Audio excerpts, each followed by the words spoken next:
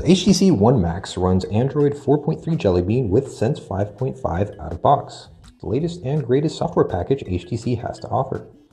The blink feed pane is still one of the coolest bits about the Sense UI. It has received a pretty major update and now allows you to add custom topics of interest from Twitter or YouTube. It also pulls interesting news from over 10,000 providers and mixes them in with updates from your social networks.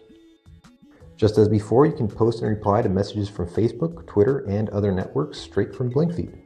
The interface has been revamped to feature swipeable panes that allow you to easily switch between different topics and services.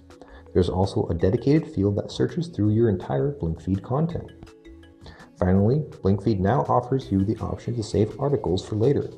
You just need to tap the dedicated Read Later icon when reading an article, and it will be saved for offline viewing. If that's still not enough to convert you to the BlinkFeed cause, you'd be glad to hear that starting with this release of Sense UI, you're able to switch off the service completely. Moving on, we find some of the other new features that Sense 5.5 offers.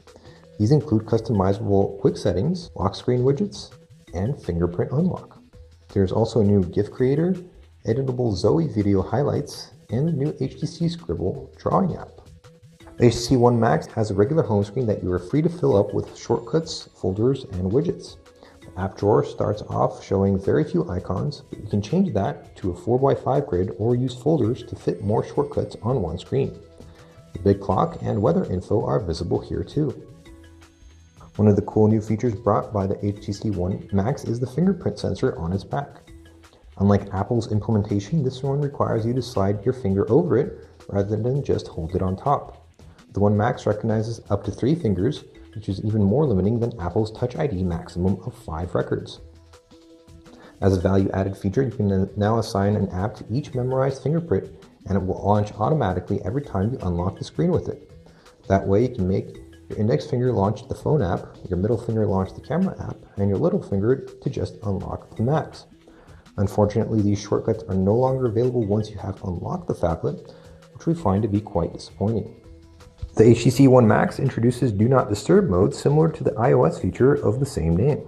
It mutes all kinds of notifications except for those coming from contacts that you have explicitly marked as exceptions.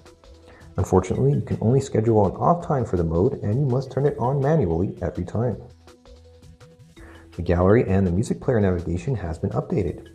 Now both allow you to go through the different modes with a side swipe so that you don't have to go back to the main menu every time. A nice touch indeed. Zoe shots are available on the HTC One Max.